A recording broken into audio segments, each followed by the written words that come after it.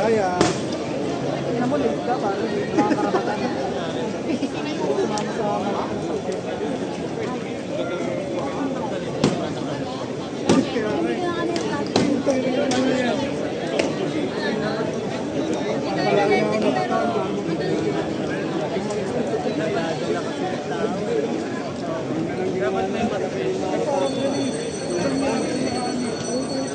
Kawarin mo na sa kabilang pasok. Akala ko main sa...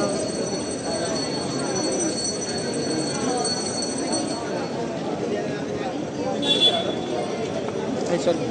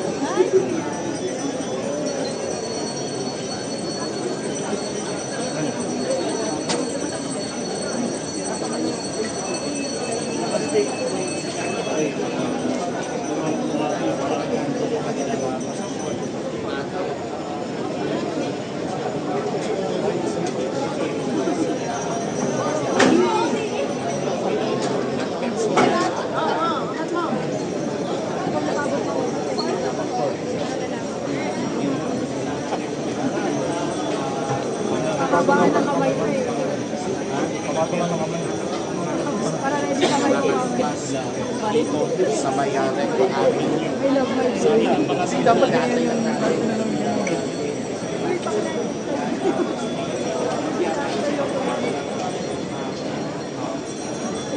Nakalive kasi yan.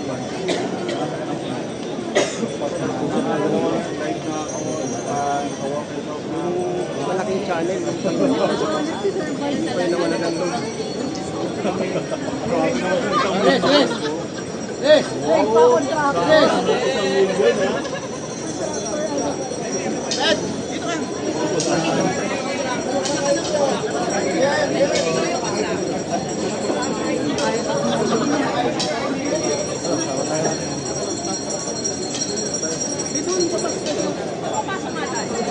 Pasok tayo?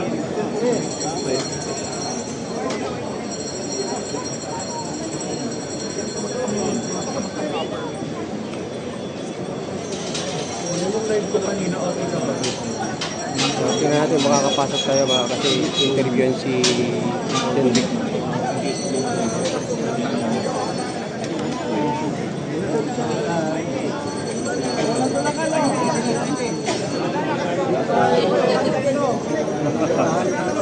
Pagkano tusok sa bato? Walang tulakan, walang tulakan. Isa lang, makakapasok na lahat. Ay, ganda na kasi matugatan kayo ha. Gandaan, gandaan. Gandaan. Makapasok kayo kay lahat. Gandaan lang po tayo. Gandaan lang. Gandaan lang po. Ayun, sumapit ka ma'am. Oh. Gandaan lang. ID. Gandaan lang. Natin si Sik.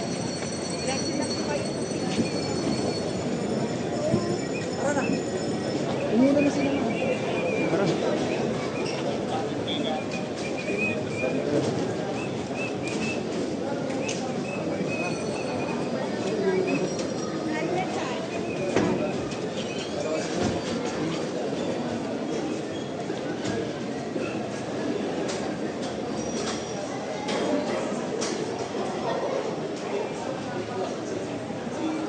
So, interviewin si John Vic. Nandiyan eh.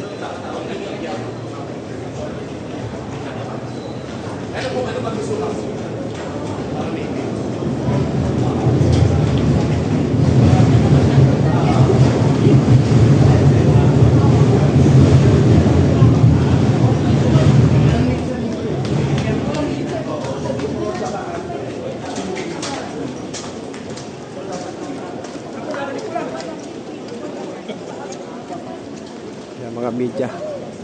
Naghahabol kay Jodwick Rebulya.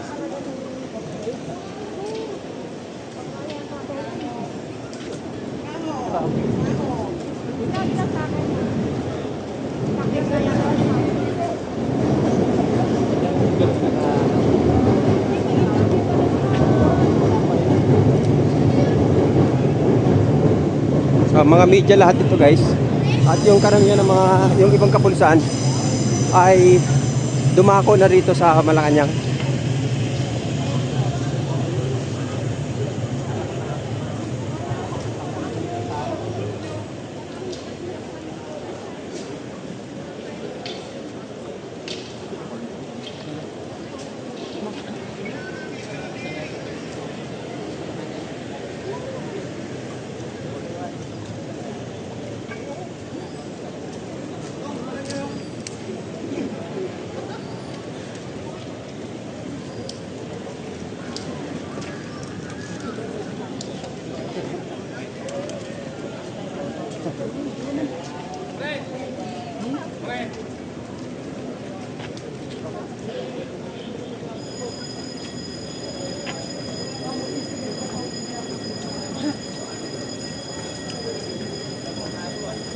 Papasok pa yata tayo sa loob ng Malacanang.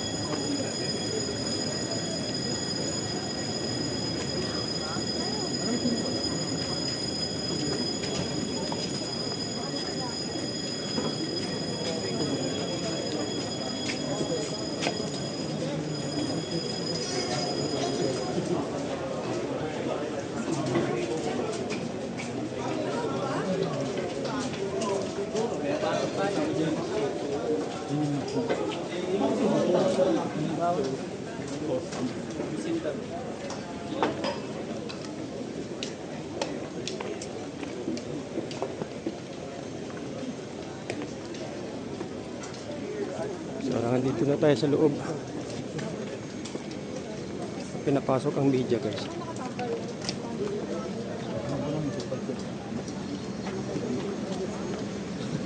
Wala namang ganap sa labas eh. Martan. Yung award.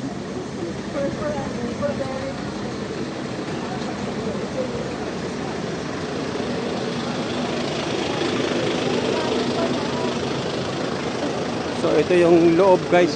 Ito yung kaganapan dito sa loob. Kayo mo lang sa loob. So, dito na tayo.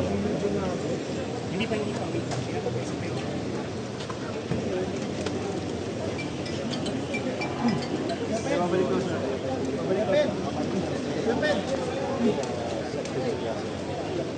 So, ito yung loob ng Malacanang na guys. Babalik naman tayo. Ha? Di ba kanina babalik kapag okay na si...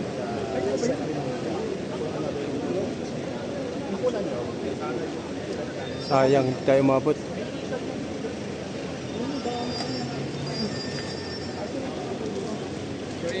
Pre, tayo umabot pre. Nakaalis na si ano. Nakaalis na. Ha? Nakaalis. Babalik daw, babalik. Balik ba? Pinaposition lang. So, waiting na lang tayo guys. Kasi babalik daw si Sek. Baka mag-CR pa si Sek. Ayun nga sabi kanina nung nagpapasok, magsi-CR lang si Sir. Sundan niyo sa CR sabi. So, igayak lang daw po yung mga camera. Position daw. Position. So, waiting na tayo guys. Andito na tayo eh. Baka pinuntahan lang si BBM, no? Oo. Loob.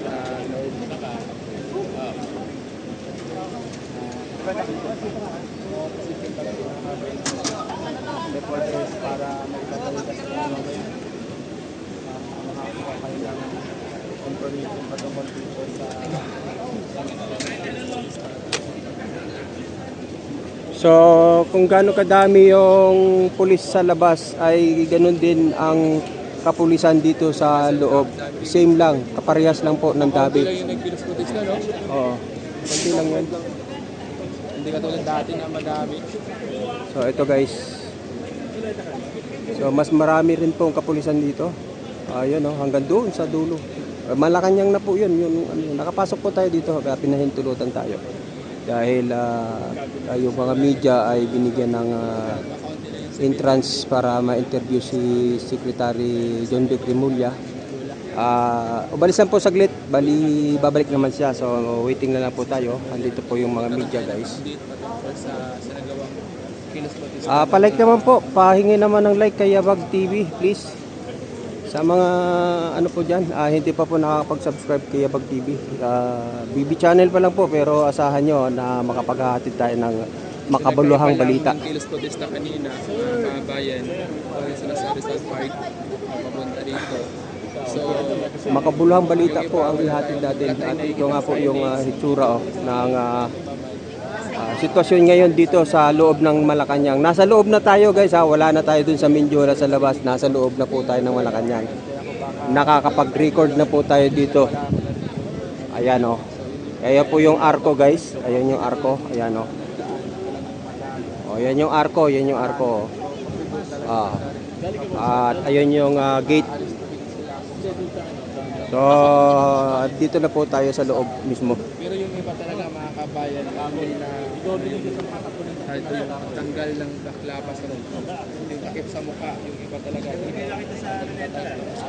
hindi yata, hindi rin tayo katapad ng mga kasi talagang manlalabas sila kung papatanggal yung mga takip sa mukha, yung iba kasi nakatakip yung mukha.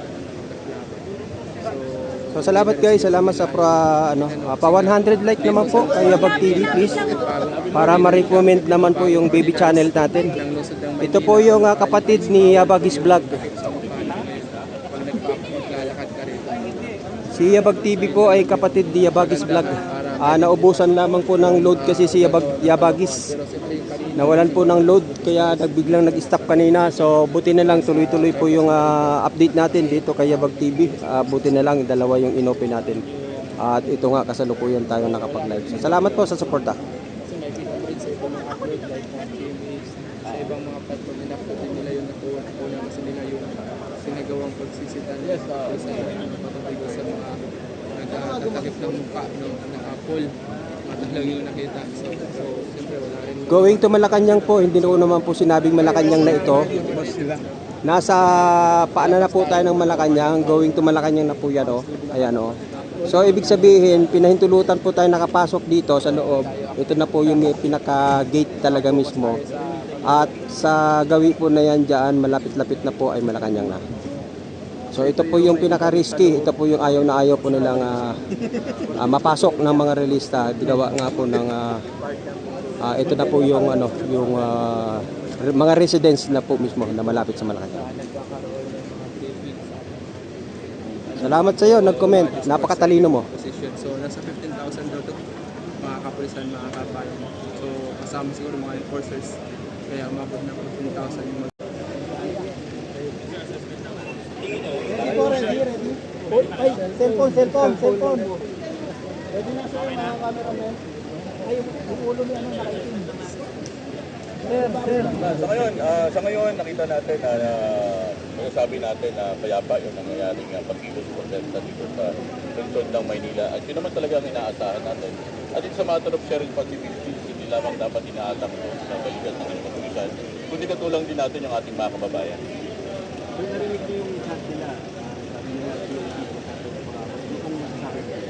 Naintindihan natin yung kanilang mga saloobin nila, pero gusto natin ipaalala sa kanila kami ay protector of the weak, defender of innocent, kami yung PNP, yung Police po, Police ng Pilipinas.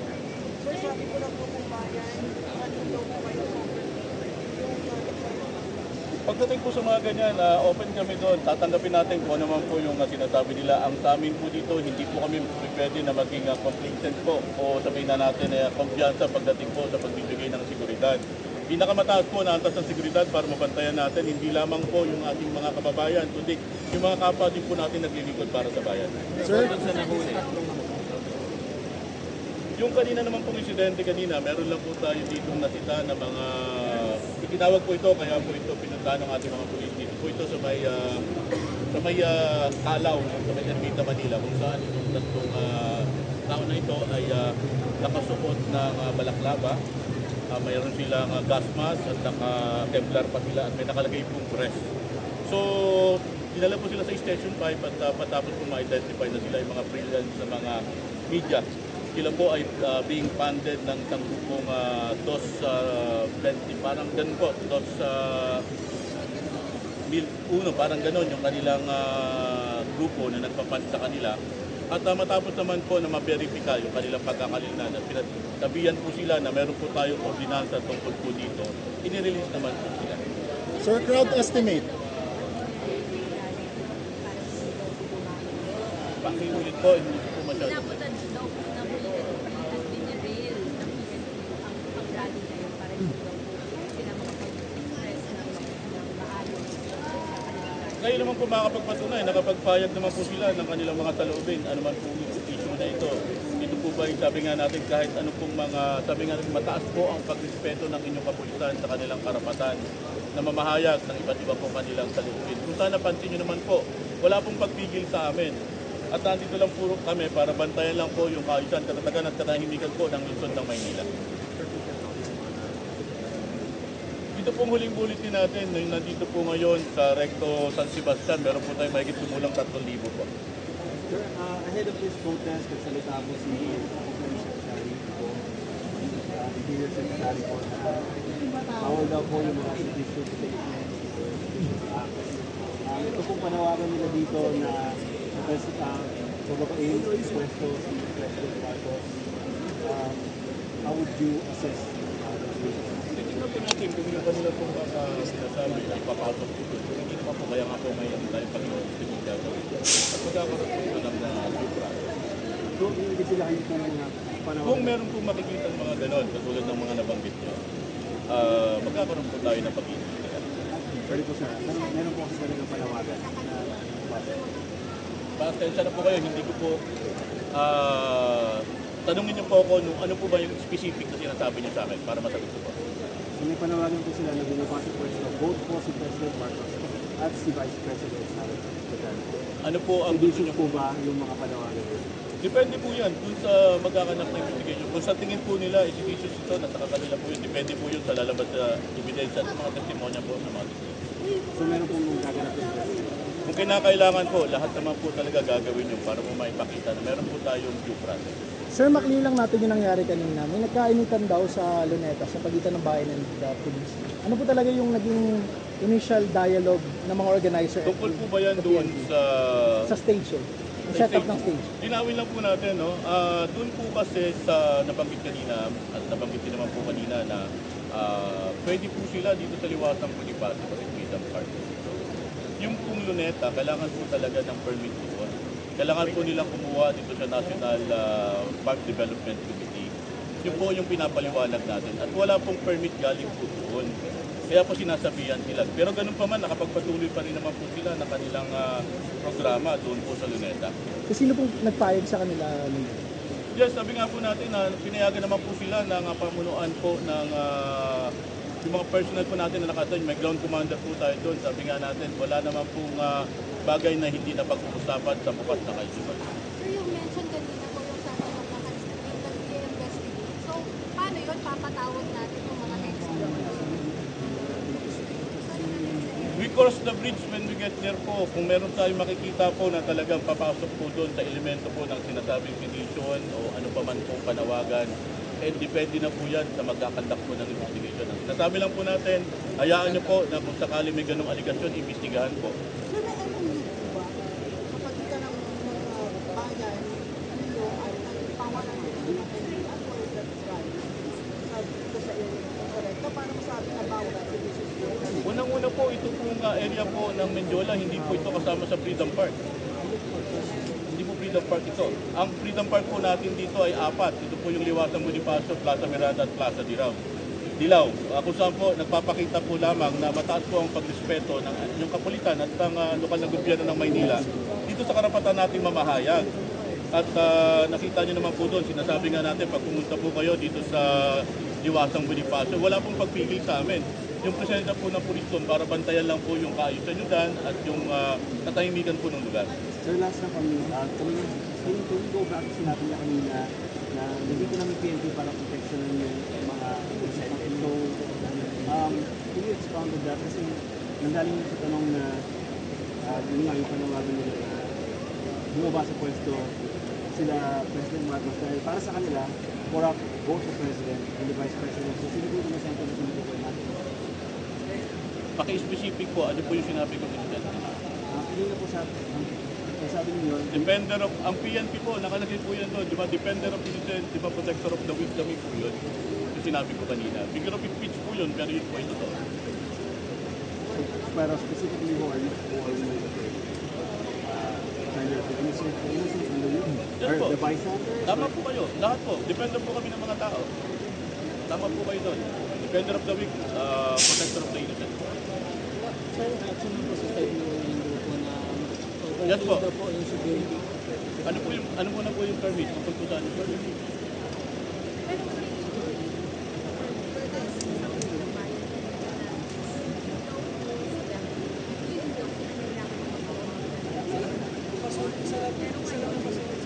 September 21 po, meron pong permit sila doon.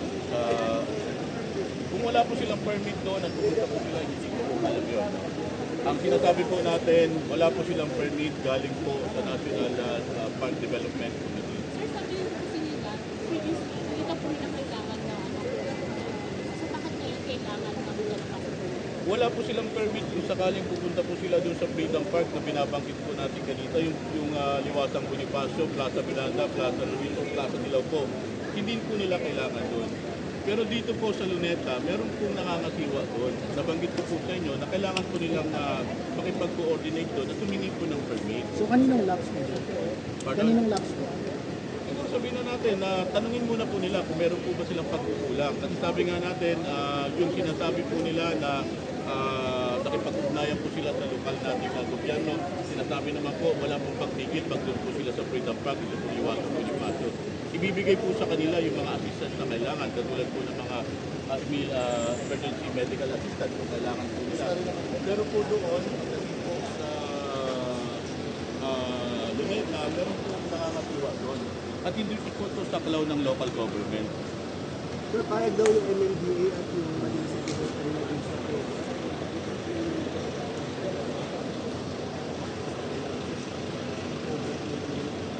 Unang-una po, tinahanapan po natin kung meron po ba silang permit galing po sa National National Park Development Committee. At yun po yung hinihingi natin. Matagal na po kami naghihintay kung meron po mag-apply ng permit para po. Kasi po, katulad ng binanggit ko, kung Freedom Park po yan, wala po tayong pag-uusapan.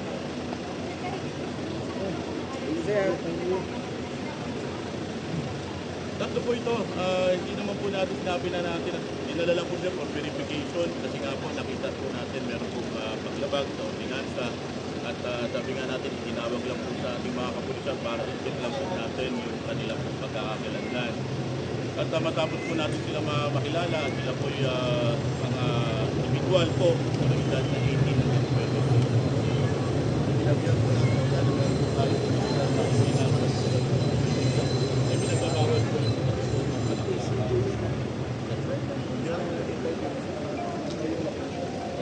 sa kabuuan po ng Maynila, meron po tayo bumigit kumulang 12,000 na pulis po para po pantayan dito sa ibang lugar po. Lahat na po ito, dito po sa citywide po. So reaction lang po sir sa